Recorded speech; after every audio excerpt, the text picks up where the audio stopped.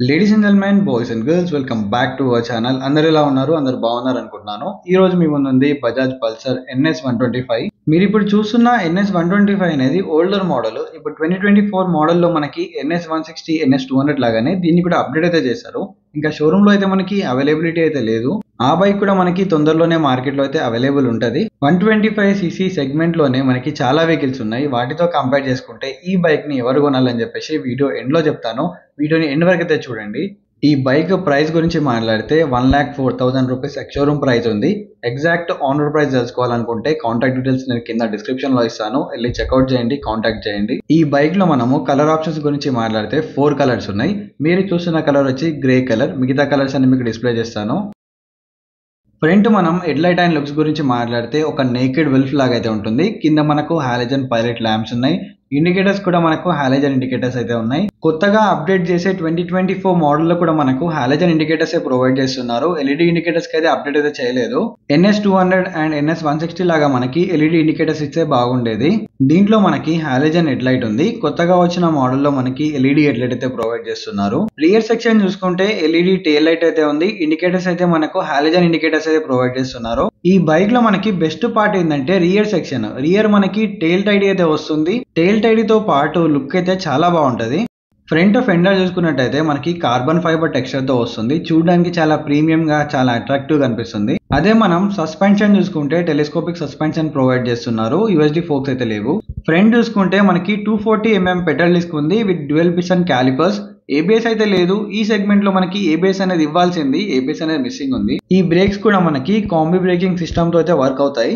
Rear break గురించి మాట్లాడితే 130mm of drum break అయితే యూజ్ చేశారు. రియర్ మనకి RLP సెన్సర్ కూడా ఇవ్వలేదు. రియర్ బ్రేక్ అయితే డీసెంట్ ఉంటది. ఈ బైక్ లో ఉన్న టైర్స్ గురించి మాట్లాడితే ఫ్రంట్ లో మనకి 80/100 సెక్షన్ టైర్ అయితే ఉంది. ఫ్రంట్ అండ్ బ్యాక్ మనకు సిఎట్ టైర్స్ వస్తున్నాయి. ఈ బైక్ కి ఇంకొద్దిగా వైడర్ టైర్స్ ఇచ్చుంటే బాగుండని చెప్పి నా ఒపీనియన్. రియర్ లో 100/90 సెక్షన్ టైర్ అయితే ఉంది. ఇంజన్ గురించి మాట్లాడితే దీంట్లో 124.45cc ఇంజన్ అయితే ఉంది. 4 stroke 4 wall air cooled engine తో వస్తుంది విత్ BS6 phase 2 ఇంజన్ అనమాట. దీంట్లో మనకి DTS అనేది రిమూవ్ చేశారు. అంటే 2 స్పార్క్ ప్లగ్స్ అనేది ఉండేది, ఒక స్పార్క్ ప్లగ్ ఉంది ఇప్పుడు ప్రెసెంట్. దీంట్లో సెల్ఫ్ స్టార్ట్ తో పాటు మనకి కిక్ స్టార్ట్ కూడా ఉంది కాబట్టి ప్రాబ్లం లేదు. ఈ బైక్ మనకి 12 PS of power and 11 Nm of torque అయితే ప్రొడ్యూస్ చేస్తుంది. బైక్ సైడ్ లో చూసుకుంటే మనకి రైడర్ ఇంకా పిలియన్ ఫుట్ పెక్స్ అనేది ఫోల్డబుల్ ఫుట్ పెక్స్ ఇచ్చారు. మంచి క్వాలిటీ మెటల్ ఫుట్ పెక్స్ అయితే యూజ్ చేశారు. దీంట్లో మనకి 12 litres of fuel tank capacity ఉంది. మైలేజ్ అయితే అరౌండ్ 40 to 45 ఎక్స్పెక్ట్ చేయొచ్చు, depend upon your riding. And ఇది E20 ఫ్లెక్స్ వీల్ కి అయితే సపోర్ట్ అయితే చేస్తుంది. లెఫ్ట్ సైడ్ మనం హ్యాండిల్ బార్ పైన స్విచెస్ చూసుకుంటే హారన్ స్విచ్ ఉంది, ఇండికేటర్ స్విచ్ ఉంది. దీంట్లో మనకి బ్యాక్ లైట్ లైట్ అనేది వస్తుంది. హై బీమ్, లో బీమ్ స్విచ్ ఉంది అండ్ పాస్ స్విచ్ అయితే ఉంది. ప్రతి ఒక్క పల్సర్ లాగానే దీంట్లో కూడా క్లచ్ అనేది మీడియం సైడ్ లో ఉంటది. రైట్ సైడ్ చూసుకుంటే engine kill switch, power start ఉంటది. ఈ బైక్ మనం స్పీడో కన్సోల్ చూసుకుంటే సెమీ డిజిటల్ ఉంటది. RPM మీటర్ అనేది చాలా బాగా ఇష్టం నాకు, ఆ స్వైప్ అప్ అనేది. మనకి బజాజ్ NS సిరీస్ లో RPM మీటర్ కి చాలా మంది ఫ్యాన్స్ అయితే ఉన్నారు.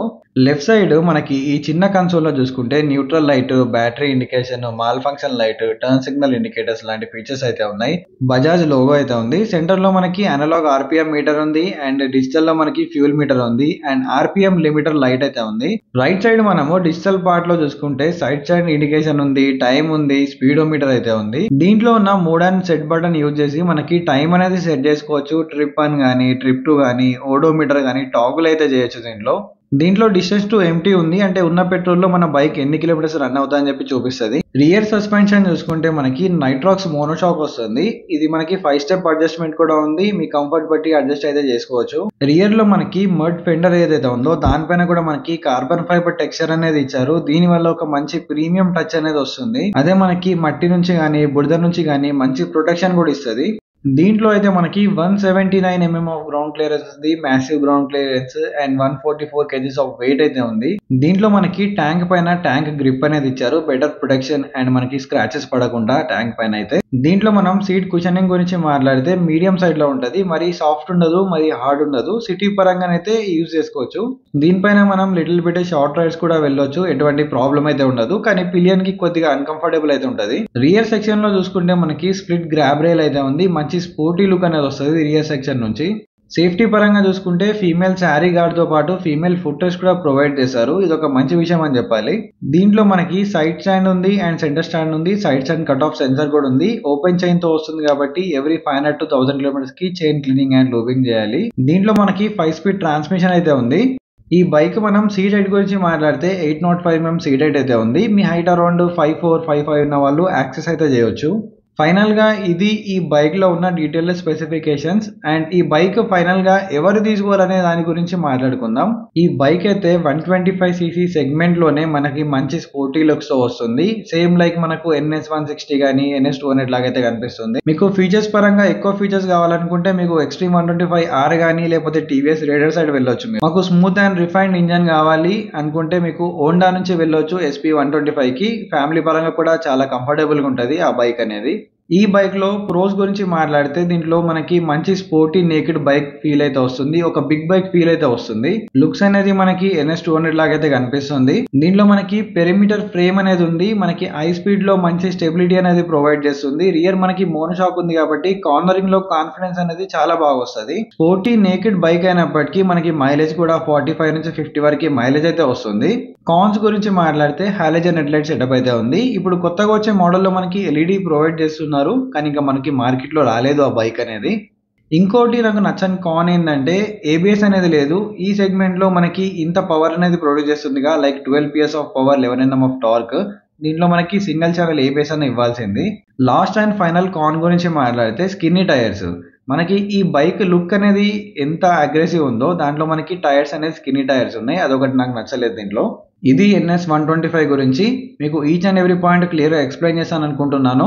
125cc లో ఒక మంచి స్పోర్టీ లుక్ కావాలి, కాలేజ్కి వెళ్ళడానికి ఒక మంచి స్పోర్టీ బైక్ కావాలనుకున్న వాళ్ళకైతే ఈ బైక్ నేను సజెస్ట్ చేస్తాను. మోస్ట్ ఆఫ్ ద పీపుల్ ఈ బైక్ ని కొనే వాళ్ళు కాలేజ్ స్టూడెంట్స్ అయితే ఉంటారు. ఇది ఈ బైక్ గురించి. మళ్ళీ ఒక ఇంట్రెస్టింగ్ వీడియోతో కలుస్తాను. Until then keep loving, keep supporting. Signing off your Motoboy VK.